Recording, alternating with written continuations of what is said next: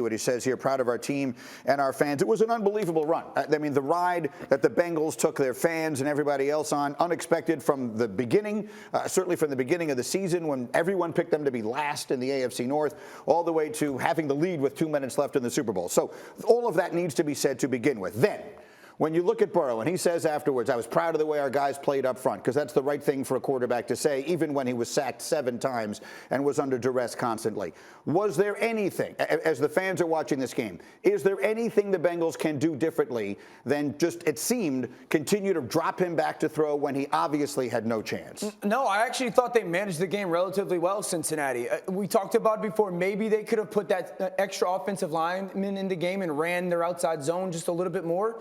But Joe was doing a really good job of getting the ball out of his hands. Yep. They were making some plays down the field when they took shots to Jamar Chase. I mean, this was a football team that had a lead. You know, they get the interception after they score the huge touchdown to T. Higgins. They get the interception, and all of a sudden you're going, whoa, this could become an 11-point game real quickly. And then the Rams defensive line stepped up. Again, I think this is more a credit to the Rams.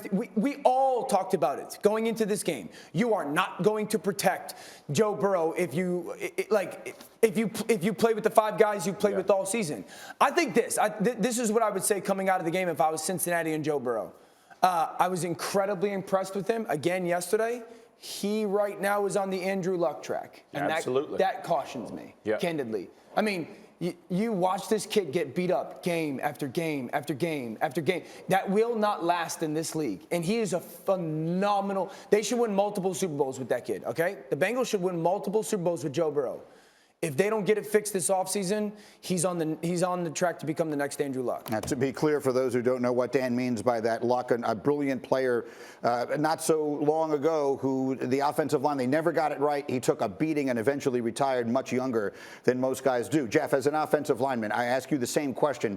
They were just dominated in this game. Was there anything they could have done to change it at all? No, absolutely not. They just got manhandled. Like we talk about all the time, and Dan does a great job all the time of showing you schemes and why things work. This is one-on-one. This man's going to whip that man. Yeah. And when it gets to that point, it's a cautionary tale, right? And you saw Burrow trying to make play after play, stepping up in boxes, doing those kinds of things. But listen, once the Rams understood how they were going to try to protect him, the center was going to slide to Donald the majority of the time. What do? They walk a mic up to make the center hesitate, and then they literally start playing games. Whether it was to the right side of the offensive line. Whether it's Gaines and Von Miller, whether it's Donald and Floyd, they just started literally teeing off. And I tell people, it's when defensive linemen get in a sprinter stance. That means all their weight's on their front hand, and they are teeing off. They're hitting your hip. They're spinning. Every move is available to them, and that's literally what happened. And the Cincinnati offensive line could not answer it. I think the difference that could have been made in this game was there were some key plays where some poor decisions were made. So Joe Burrow hits that 4th down when when Higgins is open on the flat. You're talking about the very beginning of the game. Very beginning of the game. More points there. Tyler Boyd catches that pass that might keep that thing going. They were overmatched in this game, and you can't make mistakes when you're overmatched. So they made a couple mistakes, which is reasonable, and that's why they came up short. And I think it was a lot of luck that they were even in this game, because it's not like they were dominant driving. Like their points came off of really big plays. Yep. One is off of a penalty. It didn't feel like they were on par with the Rams at most positions. The quarterback was outstanding given the circumstances, but as you watch Aaron Donald walk through your guard, like you don't stand a chance. And let me say this too. Talking about situational football, they're 3 of 14 on 3rd down, and they gave up 3 sacks on 3rd down. We talk about situational football all the time in every game in the playoffs. Guess what? Situationally, they got dominated as well. Very quickly, can we give a little love to the Bengals defense? I don't feel like there was a lot of conversation about them. They were brilliant in this postseason. Yes. Right? They're the ones who picked off Ryan Tannehill 3 times. Yep. They're the ones who gave up nothing to Patrick Mahomes after the middle of the 2nd quarter of that game, and they kept them in that game the entire day yesterday for all the problems they had. Let me bring up one thing, because you talk about players but not plays.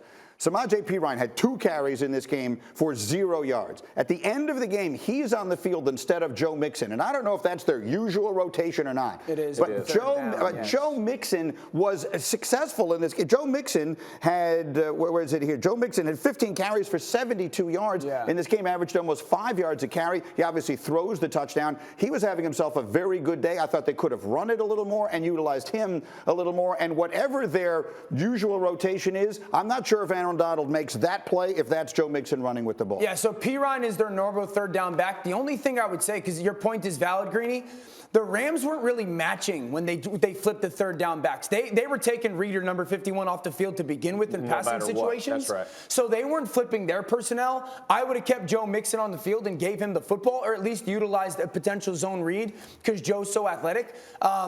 That sometimes when you get caught up in, well, this is what we do in these situations, then you don't understand the magnitude and of they the were in 2-minute mode. Like Right, that's what I was thinking. Yeah, they were in 2-minute mode, man. P. Ryan had that big screen pass against the Chiefs. I think they think of that guy as the guy who's going to be the big play guy in the passing game. And when you're in 2-minute mode, that's who they practice with every day, I'm sure, in training camp. And they're not going to go out there. But they really didn't need to be in 2-minute mode. They had plenty of time. They had a timeout left. They had over a minute left. Yeah, but you saw once they get into that personnel and those the groupings, they think about this is what they this is what they practice with, and you begin to get a rhythm and a feel of when the guy's how he's gonna pass protect if he is, where he's gonna get out for the quarterback, where he's gonna set up. All of those things matter. You don't want this to be the first time you're really going to that at the end of the Super Bowl. When, by the way, they've played a really good game and they know they have a kicker. I think we're splitting hairs saying should we have kept the player in, at that moment. One way or another. There's one other thing that I think needs to be brought up, and I will preface it by saying,